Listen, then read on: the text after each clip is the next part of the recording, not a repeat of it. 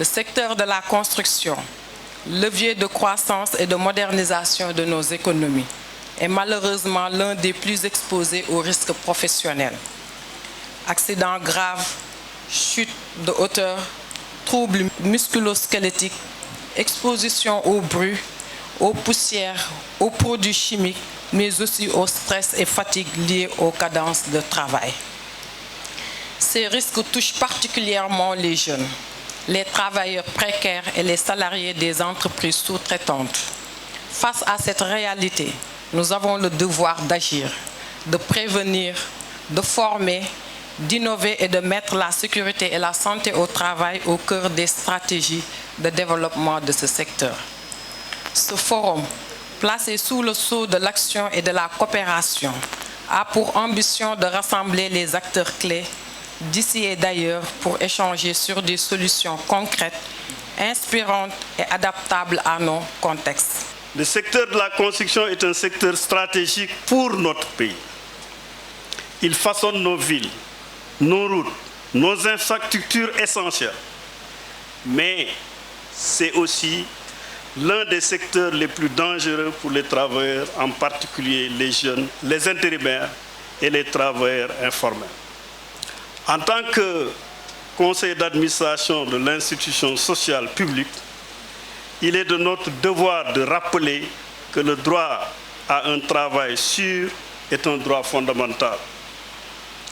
Et ce droit ne peut être garanti sans l'implication active et coordonnée de tous les acteurs, en particulier les employeurs et les travailleurs eux-mêmes. Selon les dernières estimations du BIT, datant de 2003, ce sont plus de 3 millions de travailleurs dans le monde qui perdent la vie chaque année en raison d'accidents ou de maladies liées au travail, auxquels il faut ajouter plus de 395 millions d'accidents qui sont non mortels mais qui sont les accidents du travail. Le secteur de la construction, comme ça a été dit précédemment, figure évidemment parmi les plus dangereux. Il concentre à lui seul près de 20% des accidents mortels du travail à l'échelle mondiale, alors qu'il n'emploie que 7% de la main-d'œuvre au niveau mondial. Au-delà des souffrances humaines, physiques, psychologiques et sociales, ces accidents et maladies entraînent également des pertes économiques considérables qui sont estimées à près de 4% du PIB mondial. Les données disponibles sont particulièrement révélatrices. D'ailleurs, selon la Caisse de sécurité sociale du Sénégal, plus de 30% des accidents du travail déclarés chaque année concernent le secteur de la construction et les secteurs connexes.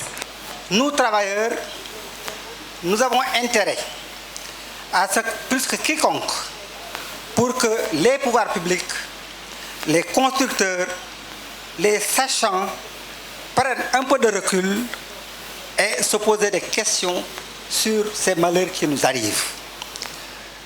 La sécurité des hommes, la sécurité des constructeurs, la sécurité de l'environnement doit être aujourd'hui notre principale problématique.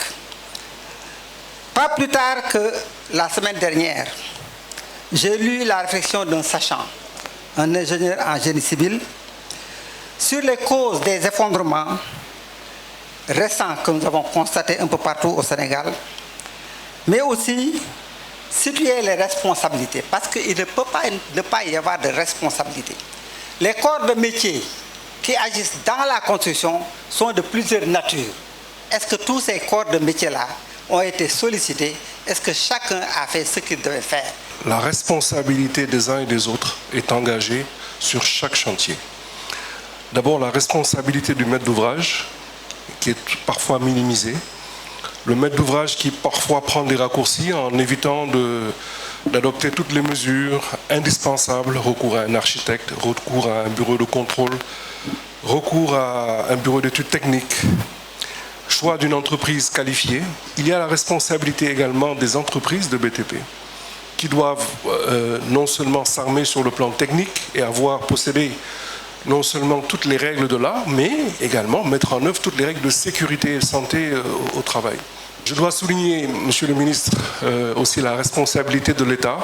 Nous avons entamé des discussions avec la direction le ministère de l'Urbanisme à travers la Direction générale de la construction pour justement réfléchir sur ces effondrements et sur justement les causes et les conséquences. Et nous n'avons pas manqué de dire, l'État également, possède tout un arsenal de textes. Nous avons mis 4 mots sur la table. Classification, habilitation, catégorisation. Ces 4 mots-là résument, pour ceux qui savent, les étapes indispensables qui permettent de sélectionner les bonnes entreprises. Et ça, c'est un rôle de l'État, de procéder à ça. Qualifier les entreprises, les classifier, les catégoriser et les habiliter.